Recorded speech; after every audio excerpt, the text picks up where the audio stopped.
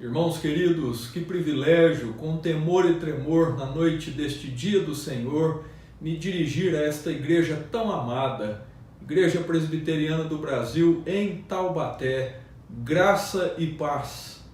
Nossa reflexão é sobre o céu.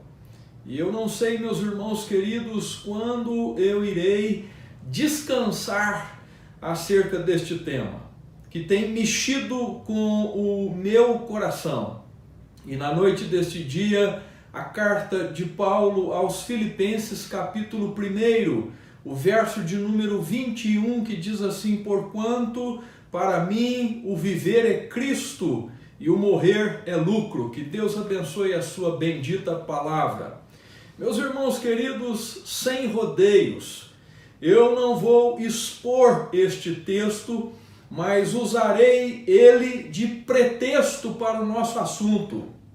O grande pregador Spurgeon disse que há alguns textos na Escritura tão grandes, tão sublimes, que se o pregador só lesse já seria o suficiente. A Escritura Sagrada descreve o céu de forma a nos impactar. Leia o capítulo 21 do livro do Apocalipse, você vai notar ali termos como ouro, pedras preciosas, muitas coisas que nos impactam. Na verdade, meus irmãos, a Escritura faz uma descrição do céu intrigante e evocativa. Ela, a Escritura, apela para a nossa imaginação, para o nosso senso do belo e da maravilha. Mas devemos admitir, meus irmãos queridos, que é misteriosa, que não é fácil de vislumbrarmos aquilo que é novo. Portanto, meus irmãos, viver com Jesus é sempre novidade de vida. É como os discípulos acompanhando o Mestre e sempre se espantando com ele, sempre ficando pasmados e boquiabertos diante da sua fulgurosa glória. Leia o capítulo 14 do Evangelho de João, versículo de número 3. Leia também o Evangelho de Marcos, capítulo 4, verso de número 41. Você está com Cristo, igreja. Você está com Cristo, marido, esposa, filho, filha, meu irmão, minha irmã. Simples assim. Se você está com Cristo, é algo deveras maravilhoso. Portanto, é hora de recomeçar, seguir a Cristo e nada mais. Acima e além de tudo mais, o céu é estar com Jesus. Jesus é céu na terra. Para as Escrituras, estar no céu significa estar com Cristo. Leia o Salmo 73, a declaração de Asaf, no verso de número 25. Outra declaração impressionante é a do apóstolo Paulo em 2 Coríntios, capítulo 5, verso de número 8. E este monumento de passagem de Filipenses, capítulo 1, verso de número 21. Meus irmãos, assim como o céu é vez pós vez sinônimo da glória de Deus, assim também é inextricavelmente identificado com o Filho de Deus, em quem a glória de Deus é revelada. Leia Hebreus capítulo 1, versículo de número 3. Falar e pensar no céu é falar e pensar em Cristo, em quem estão os tesouros do Pai e toda a glória revelada. Cristo é quem nos leva para o céu, para a presença do Pai. Hebreus capítulo 2, versículo de número 13. Ele é o anfitrião dos demais irmãos, dos remidos. Sim, não podemos pensar no céu sem pensar naquele que é responsável por aquele lugar, que é responsável também por estarmos lá. Leia agora mesmo o Salmo 24, versículo de número 7. Ele é o Adão que entrou nos céus, o segundo Adão. Pense no seu pecado, meu irmão, pense no seu pecado, minha irmã. Iriam poluir aquele lugar, manchar a sua glória, porque lá é lugar de obedientes. Diz o Salmo 24, verso de número 3, por isso os anjos ficaram estatelados, estupefatos e perguntaram um ao outro, quem ousa pôr os pés neste lugar? Pense agora mesmo na finitude da sua mente e como suportaria o infinito e o fulgor da presença de Deus. Você, meu irmão, você, minha irmã, seria esmagado pela glória de Deus. Leia Êxodo capítulo 20, verso de número 19, quando o povo ali a contemplar o monte tremendo, o monte em fogo, eles suplicaram para que Moisés falassem com ele, não Deus. Cristo, igreja, é quem nos leva para o céu. Cristo é quem nos conduz à presença do Pai como um protetor solar. Como que Cristo nos leva para o céu, para a presença eterna do seu Pai? Primeiro, Cristo nos redime, Ele é o nosso sacerdote, o nosso profeta e o nosso rei. Cristo é a única vereda possível pela qual podemos estar lá. Ele afirmou em João 14, versículo 6, que Ele é o caminho, a verdade e a vida. Ninguém vem ao Pai senão por Ele. Cristo não é a possibilidade de irmos, mas a certeza de já estarmos lá. João capítulo 19, verso 30, no madeiro, Cristo bradou, tetelestai, está consumado. Lucas capítulo 23, verso 43, ele afirmou àquele indigente sido crucificado ao seu lado, hoje mesmo estarás comigo no paraíso. O puritano Richard Baxter afirmou que o céu é fruto do sangue do Filho de Deus, sim, o principal fruto de sua expiação. Em segundo lugar, Cristo nos leva para o céu, para a presença eterna do seu Pai, nos santificando. Cristo nos santifica, Ele é a nossa justiça, Ele é a nossa santificação da parte do Pai. Primeira carta de Paulo aos Coríntios, capítulo 1, verso 31. Se você vier a se gloriar, não chegue lá e dê um tapa nas suas costas, não abrace a si mesmo, mas dê a Cristo toda a glória. Em terceiro lugar, Cristo nos leva ao céu, Cristo nos conduz à presença do Pai eternamente, porque Ele é o nosso intercessor. Cristo intercede por nós. Leia Hebreus capítulo de número 2, versículos 17 e 18. Leia o capítulo 17 do Evangelho de João.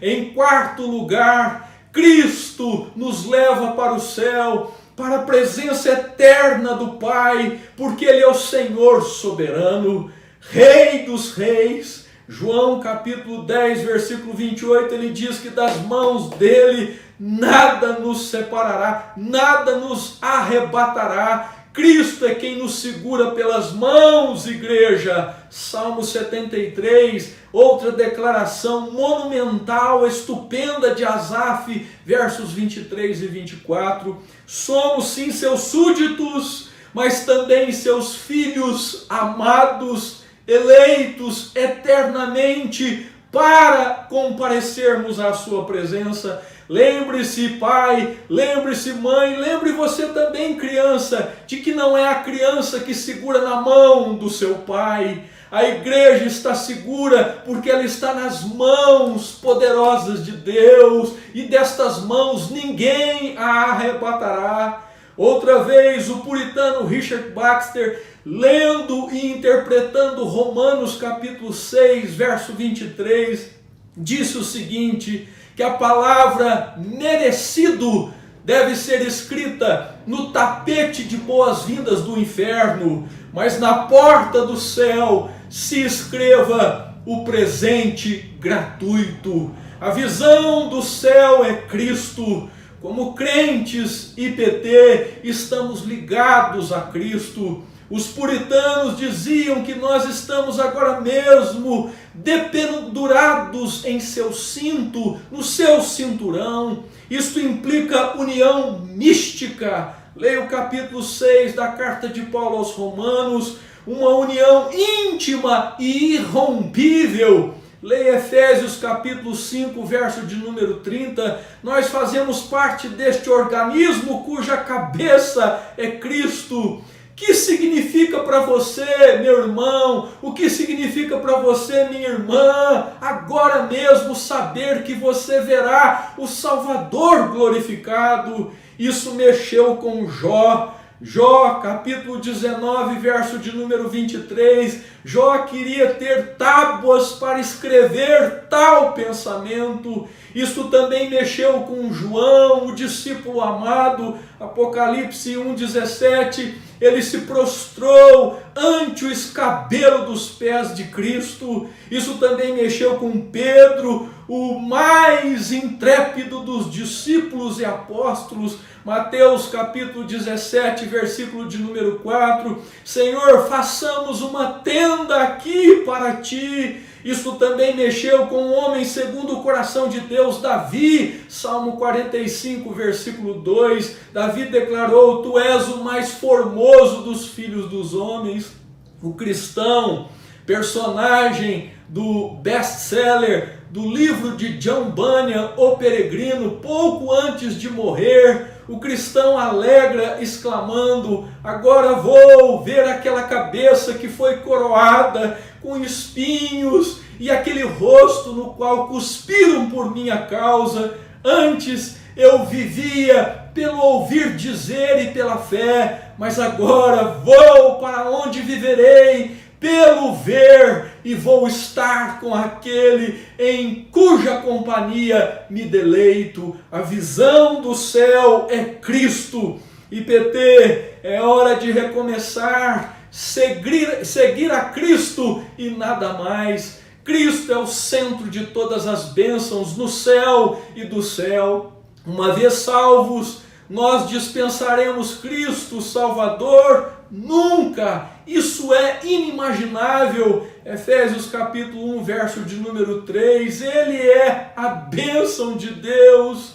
Thomas Boston, outro puritano, afirmou que só chegamos ao céu porque estamos em Cristo, mas é igualmente certo que só permaneceremos lá porque ali ainda estaremos em Cristo. Cristo é o centro de todas as bênçãos do céu. Cristo continuará a revelar-nos o seu Pai no céu. Como verei, irmão, como verei, irmã, aquele que é Espírito? Os puritanos afirmavam que um Deus visível é um ídolo. João capítulo 4, verso 24, 1 Timóteo 1,17, João 1,18, Hebreus 1, capítulo 1, verso 3. Outra vez, Thomas Boston afirmou que esta é a visão beatífica, é a perfeição do entendimento. John Owen, ao estudar e escrever sobre Cristo, aquele que revela a glória do Pai nos céus, diz que é uma tal apreensão da natureza e das perfeições divinas, com um infalível amor que dá à alma o máximo repouso e a máxima bem-aventurança que as capacidades humanas podem alcançar. O céu, meu irmão, o céu, minha irmã, é onde a fé torna-se vista. É hora de recomeçar, igreja, é hora de seguir a Cristo e nada mais. Ainda pensando nas palavras de John Owen, como Cristo é o principal revelador de Deus no céu, veremos Deus supremamente nele. Cristo é quem nos revela o Pai. Cristo também é a glória no céu e do céu. Apocalipse 21, versículo 23, João diz que o Cordeiro é a lâmpada daquele lugar. Por que tanta ênfase no Cordeiro?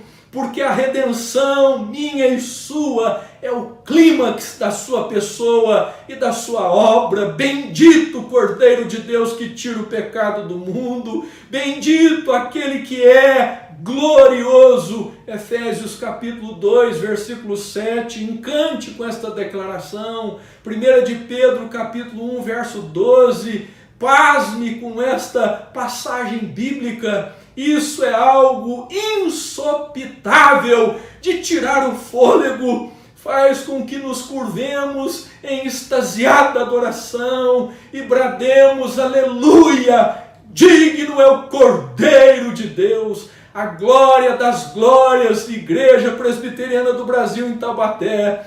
Será o amor de Deus por pecadores em Cristo.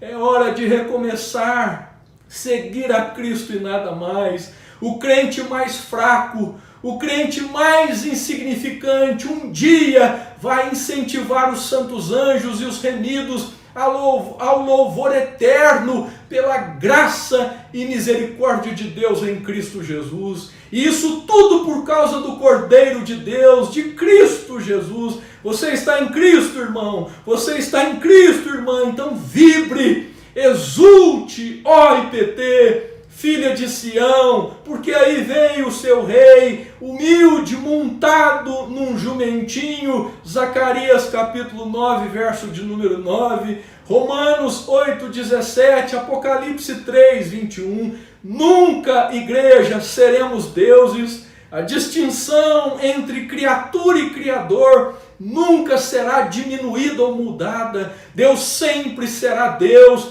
e nós sempre seremos obra de suas mãos, barro aperfeiçoado, glorificado para o louvor da glória daquele que nos fez nova criatura.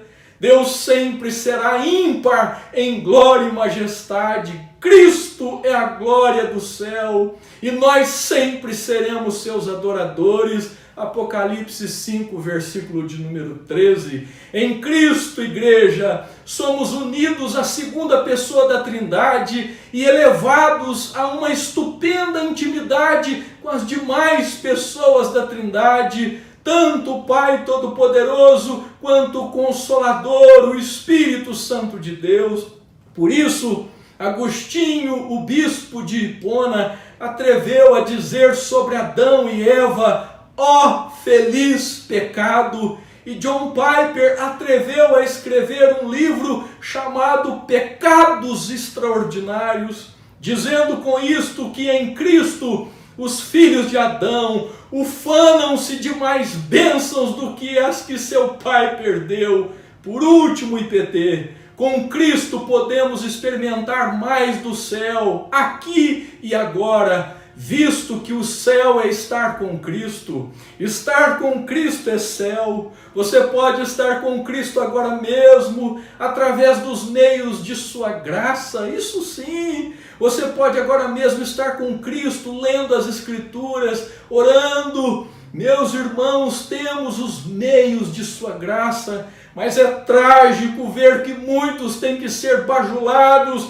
ou aguilhoados para que adorem a Cristo, corram para Cristo. Spurgeon, e eu termino na noite deste dia falando acerca de Filipenses capítulo 1, verso 21, disse que se não chegamos ao céu antes de morrermos, nunca chegaremos lá depois. Ou você adora Cristo antes de morrer, ou nunca o adorará. É hora de recomeçar, IPT, seguir a Cristo e nada mais. O puritano Richard Sibbes, falando sobre também Paulo, Filipenses, diz sobre este abençoado homem: basta fazer-lhe este elogio, o céu estava nele antes dele estar no céu. Isso deveria ser dito a nosso respeito, igreja. Aqueles que estão em Cristo estão em nova caminhada, seguir a Cristo e mais nada. Não temos que ficar esperando pelo céu. O céu beijou a terra em Cristo. Podemos viver nos subúrbios do céu hoje mesmo, pela fé no Salvador Jesus. quanto que o céu significa para você, isto é, quanto que Cristo significa para você. O seu presente relacionamento com Cristo dará a resposta. Há apenas um modo de viver e de morrer, igreja, e é Cristo. E a Escritura nos ensina não apenas a viver bem, mas também a morrer bem. Na noite deste dia, eu trago uma nota, meus irmãos, do século XVI. Um homem chamado Galácio se converteu da Itália, muito rico, foi a Genebra estudar com Calvino, recebeu uma carta da Igreja Apostólica, Católica, Romana, e eis a sua resposta àqueles que escreveram para que ele sonegasse a sua fé em Cristo. Galácios respondeu que o dinheiro de vocês pereçam com vocês, uma hora com Cristo vale mais que todo o seu ouro. IPT, é hora de recomeçar. O nosso novo normal é Cristo e nada mais. IPT, é hora de não olhar para trás e só olhar para Cristo e nada mais. IPT, é hora de renunciar à velha estrada que outrora você andava. Sim, é hora de recomeçar uma nova caminhada em nova estrada, servir a Cristo e mais nada, estar com Ele e a cada instante seguir seus passos e ir adiante. IPT, viver é Cristo, morrer é lucro. Uma abençoada semana para você.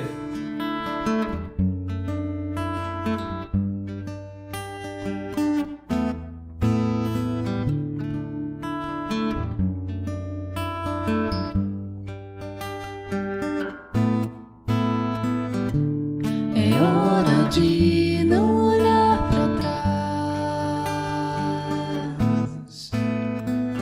só olhar para Cristo e nada mais.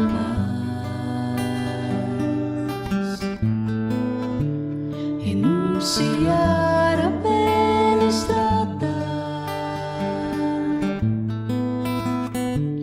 que outrora você